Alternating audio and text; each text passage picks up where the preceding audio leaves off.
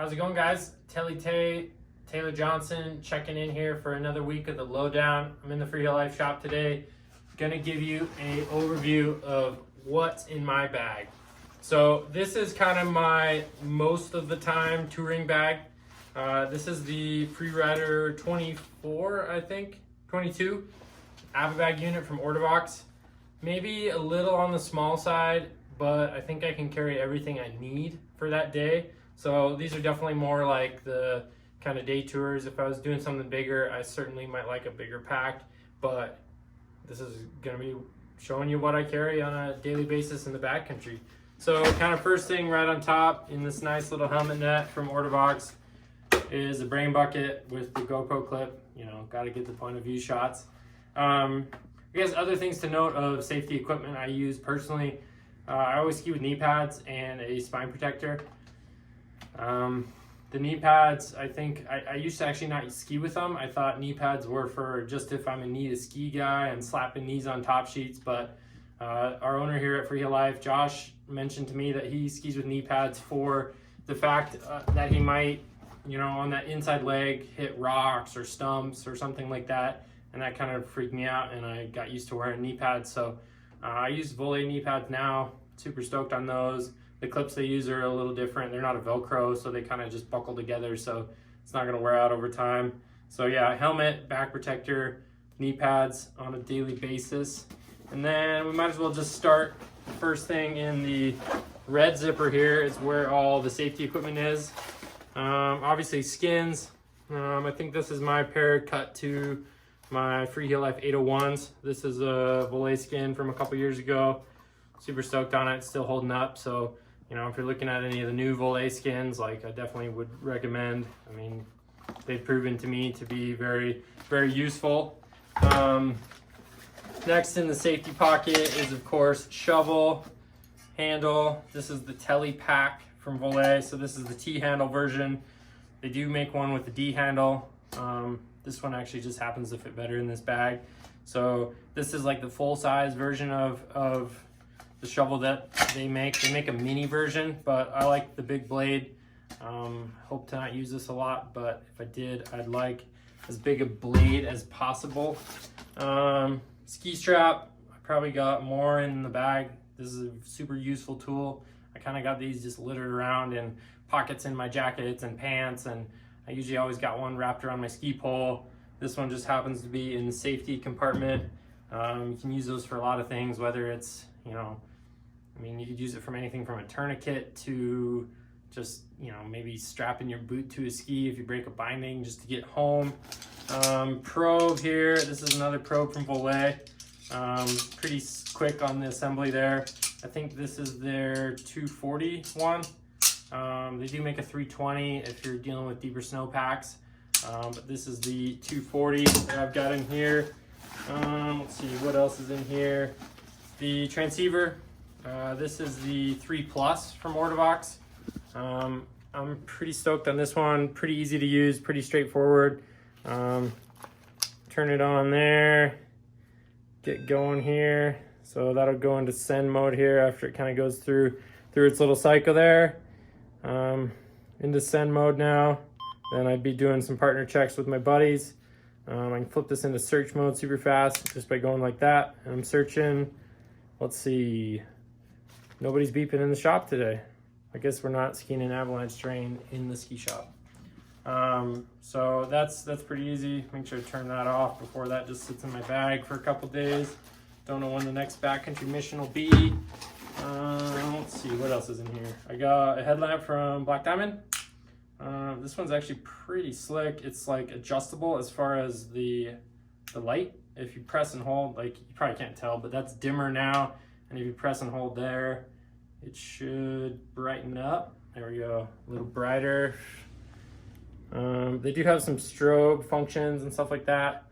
I don't know, pretty happy with this. Kind of small, packs up. So helpful in those early morning tours, and if you get out there for maybe an unexpected longer day in the mountains and you need a headlamp, I always got that in the pack. So that's about it for the safety pocket. And then zipping into the main pocket here, got a baseball cap. This one's from Riksgränsen, Sweden. Went there and skied in a comp with our buddy Eric Norden a couple years ago. Super fun place, way above the Arctic Circle. Regardless of the logo, I like to have the baseball cap. This one's a mesh back. Nice and ventilation. Gets a lot of ventilation when I'm out there skiing. Water, usually always got some water with me. Don't usually always carry a ton of water, but definitely got some there because, you know, hiking in the mountains is, you know, need some water. Stay hydrated.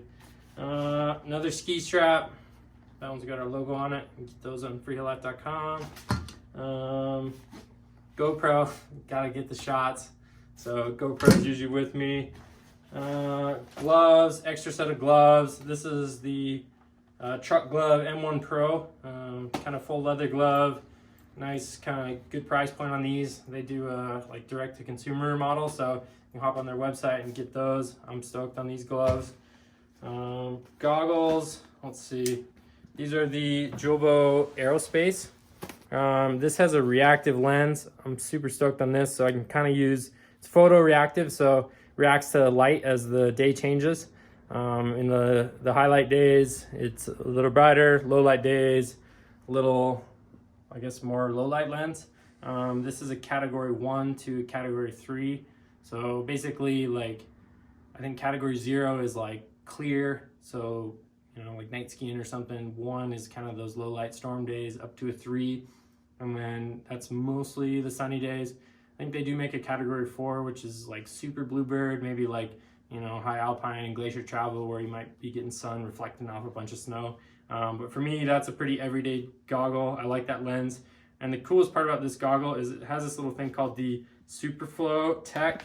I don't know that I've actually ever not done this with it out on my face. But so this whole frame pops away and then you can get this ventilation in here. So they kind of market this as an uphill, downhill goggle. So honestly, this is probably one of the sickest goggles I've ever used.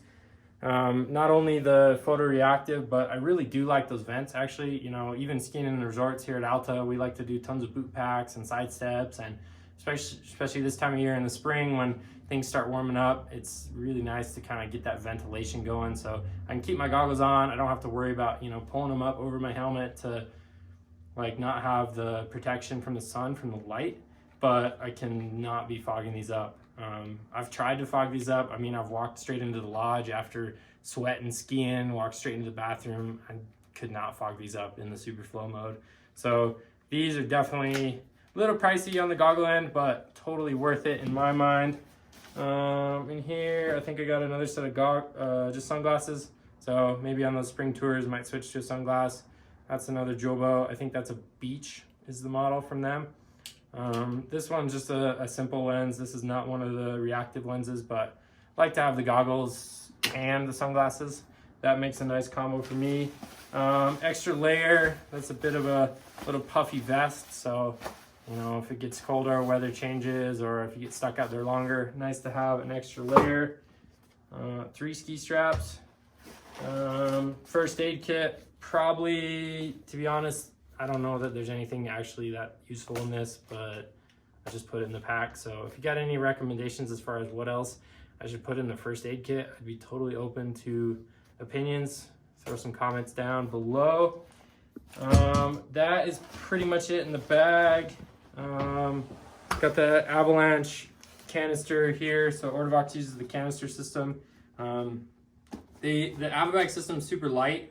I don't really feel like this pack is super heavy, but I do like the kind of, you know, like with all of our Avalanche safety equipment, I hope I never use it, but if I have it, I'll be glad. And then this has a couple zippers here that zips up and kind of expose that trigger there.